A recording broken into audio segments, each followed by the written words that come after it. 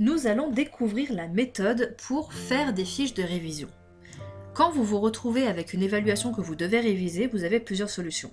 C'est soit vous avez une très bonne mémoire et vous êtes capable de travailler très longtemps et là vous reprenez tous vos cours et vous revoyez tous vos cours depuis le début, soit vous n'avez pas le temps de faire tout ça ou tout simplement votre cerveau n'arrive pas à gérer toutes ces informations d'un coup et vous devez vous organiser. Voici donc une méthode d'organisation, c'est la fiche de révision.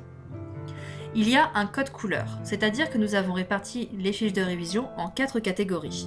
Les fiches jaunes, comme celle-ci, pour la conjugaison, les fiches bleues pour le texte, les fiches vertes pour la grammaire et les fiches roses pour l'orthographe. À chaque fois que vous allez voir une nouvelle leçon qui a besoin d'être révisée, nous allons faire une fiche de révision qui va avec. Comment ça va se passer ? Comme la fiche que vous avez sous les yeux, vous voyez, elle est jaune. Si elle est jaune, ça doit allumer une petite loupiote dans votre cerveau pour vous rappeler que, attention, jaune c'est conjugaison.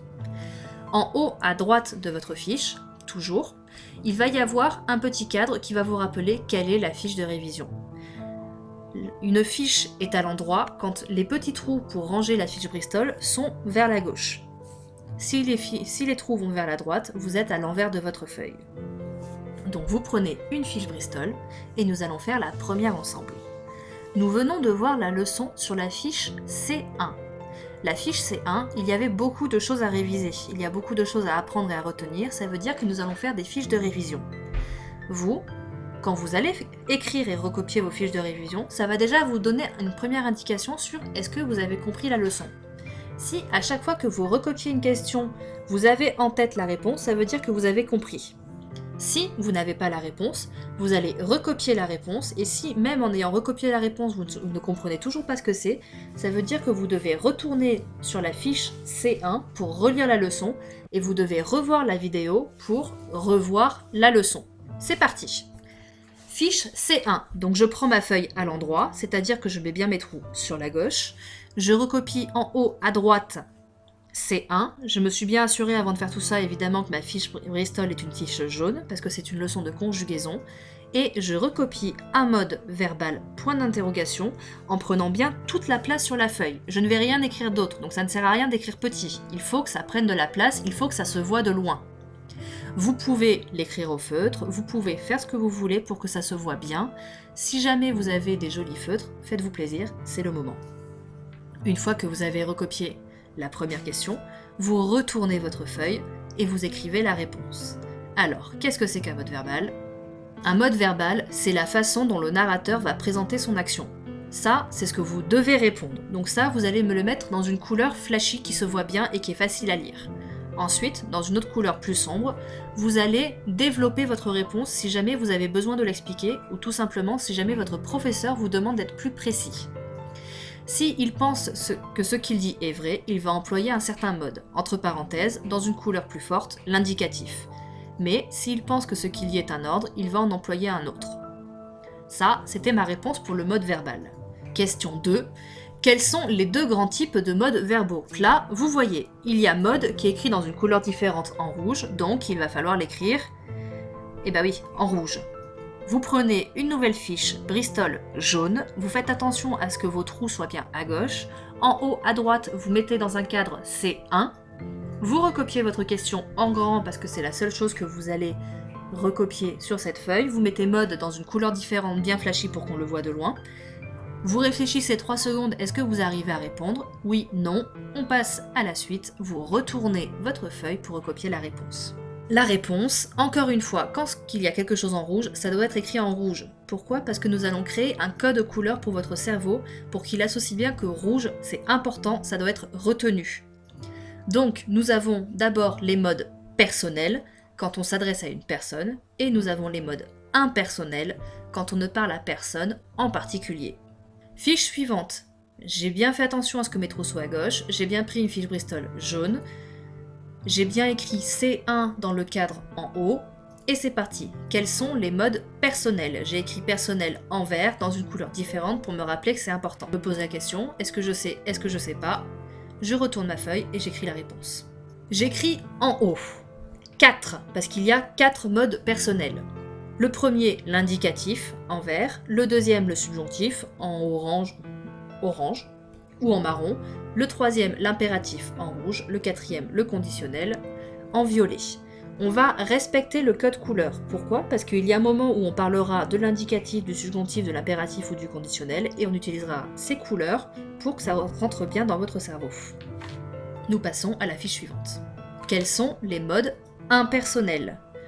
Je respecte le code couleur, je prends bien une fiche jaune parce que je fais de la conjugaison, je note dans mon cadre en haut à droite la fiche C1, je fais attention à ce que mes trous soient à gauche, et une fois que j'ai tout recopié en faisant attention au code couleur, je retourne ma feuille pour écrire la réponse. Il y a 3 modes personnels, donc je vais bien écrire mon 3 en gros en haut de ma feuille. Ensuite, infinitif, le participe, pas là, ici il y a une petite faute, et le gérondif.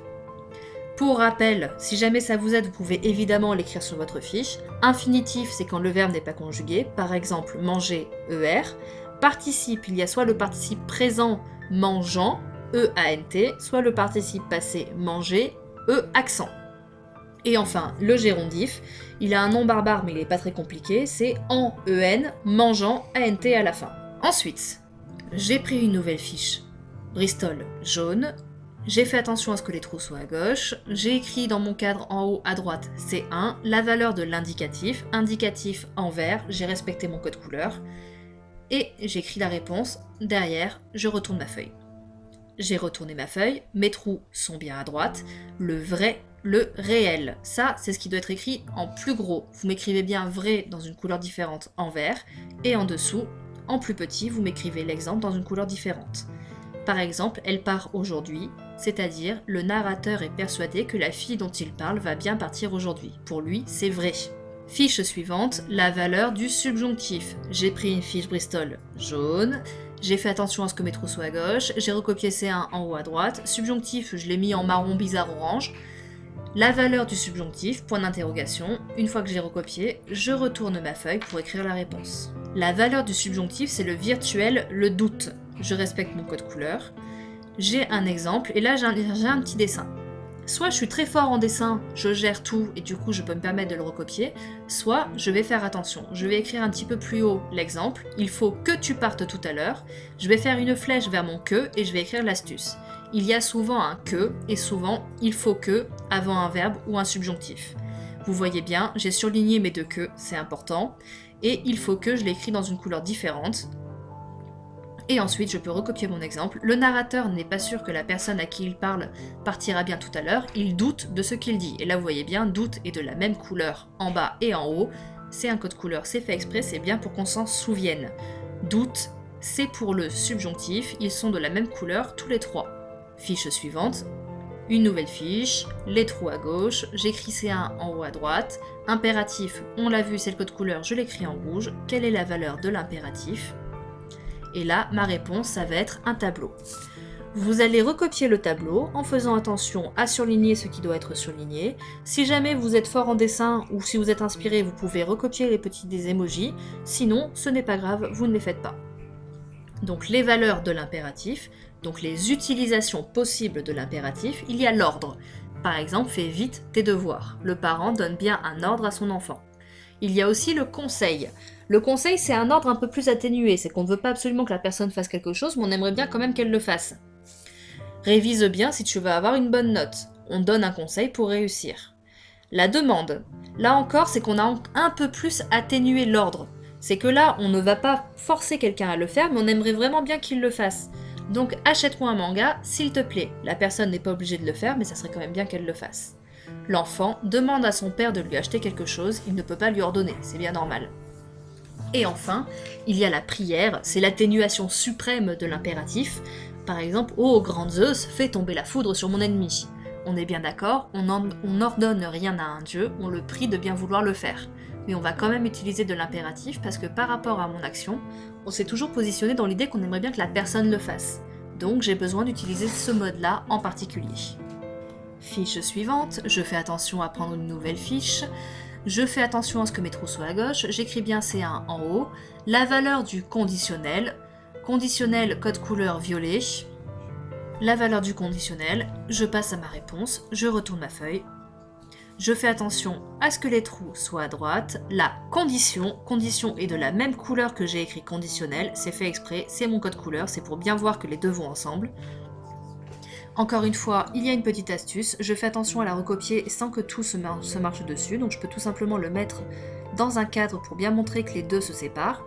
Je surligne si dans mon astuce et sur mon exemple, j'écris travailler en rouge, je surligne ma virgule, j'ai travaillé en rouge et j'ai imparfait en rouge aussi, bref, il y a un code couleur, ce n'est pas pour rien. Si tu travaillais plus, tu aurais de bonnes notes. Le parent est sûr que son enfant aurait de bonnes notes si une condition de la même couleur que en haut de la fiche et pour écrire conditionnel est d'abord remplie. Il aura des bonnes notes s'il travaille d'abord. Nouvelle fiche, les trous sont à gauche, j'ai écrit C1, j'ai écrit sur une feuille jaune quels sont les types de participes. Participe, je l'écris de la même couleur que ce que j'avais fait au début quand je parlais des modes impersonnels. La réponse au dos, mes trous sont bien à droite, il y en a deux, j'écris le 2 bien en haut. Participe présent, participe passé.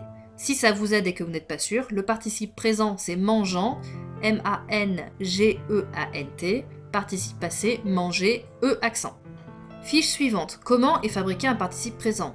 J'ai pris une nouvelle fiche, j'ai mes trous à gauche, j'ai noté dans le cadre C1 en haut. Participe présent, j'ai bien fait attention à utiliser le même code couleur pour écrire présent que sur la fiche précédente pour écrire participe présent.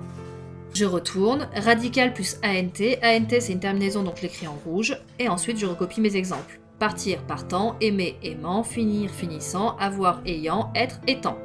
Vous pouvez me surligner, m'encadrer, me mettre des paillettes sur avoir et être, parce que encore une fois c'est un auxiliaire, les auxiliaires il faut les connaître par cœur. Fiche suivante, comment est fabriqué un participe passé? Les trous à gauche, le C1 en haut à droite, je fais attention à mon code couleur à écrire passé de la même couleur que j'avais écrit participe passé sur les fiches précédentes. Et une fois que j'ai recopié, je retourne. Participe passé, qu'est-ce que c'est? C'est le deuxième mot d'un verbe composé. Et j'écris mes exemples en respectant quand il faut souligner, en barrant quand il faut barrer, en faisant les flèches où il faut faire les flèches. Partir, je suis parti, donc parti. Aimer, j'ai aimé, donc aimé. Finir, j'ai fini, fini. Avoir, j'ai eu, eu. Être, j'ai été, été. Fiche suivante. J'ai pris une fiche jaune, j'ai fait attention à ce que mes trous soient à gauche, j'écris en haut à droite C1, comment est fabriqué un gérondif. Gérondif, je fais attention au code couleur, à bien utiliser la même couleur pour tous les mots gérondif. Et une fois que j'ai recopié tout ça, je retourne. J'ai retourné. EN, je l'écris en vert, participe présent, et ensuite je recopie les exemples en respectant une fois de plus le code couleur. Partir en partant, aimer en aimant, finir en finissant, avoir en ayant, être en étant. Être et avoir sont des auxiliaires, donc je les encadre, je mets de la couleur autour, il faut que je les connaisse par cœur. Fiche suivante, mes trous sont à gauche, j'ai recopié C1 en haut, quels sont les deux types de formes verbales? Je retourne. La forme simple, un seul mot, je surligne un seul, par exemple je regarde. La forme composée, deux mots, auxiliaire, participe passé, j'ai regardé, et je pense bien à souligner dans les mêmes couleurs que j'ai écrit auxiliaire et participe passé. Fiche suivante, une forme simple, mes trous sont à gauche, j'ai écrit C1, je suis sur une fiche jaune, je peux retourner et écrire la réponse. Quand le verbe n'est composé que d'un seul mot, je surligne un seul de la même couleur que j'avais surligné sur la fiche précédente, seul. Donc je regarde, présent, je regardais imparfait, je regardais passé simple, je regarderai futur simple. À chaque fois vous recopiez avec un code couleur et évidemment vous vous doutez, vous faites attention à reproduire ce code couleur sur les fiches suivantes si on vous le demande. Qu'est-ce que c'est qu'une forme composée? J'ai pris une fiche jaune, j'ai recopié C1 en haut à droite, mes trous sont à gauche, c'est parti, je peux faire la suite. Quand le verbe est composé de deux mots, l'auxiliaire et le participe passé. Auxiliaire en rouge, participe passé en verbe, parce que je vais surligner à chaque fois tous mes auxiliaires dans les exemples en rouge, mes participes en vert. J'ai regardé, passé composé, j'avais regardé, plus que parfait, j'eus regardé, passé antérieur, j'aurais regardé, futur antérieur. Attention à mon code couleur, donc passé composé, je le mets de la même couleur que le présent sur la fiche précédente, plus que parfait de la même couleur que l'imparfait sur la fiche sur les temps simples, passé antérieur de la même couleur que le passé simple sur les temps simples, futur antérieur de la même couleur que le futur sur les temps simples. Pourquoi? Parce que comme on l'a vu dans la leçon, On va utiliser du présent pour fabriquer du passé composé, on va utiliser de l'imparfait pour fabriquer du plus que parfait, on va utiliser du passé simple pour fabriquer du passé antérieur, et on va utiliser du futur pour fabriquer du futur antérieur. Faire le code couleur nous permettra de nous en souvenir parce que les couleurs correspondent entre elles. Et avec ça, vous avez fini de faire toutes les fiches Bristol de la C1.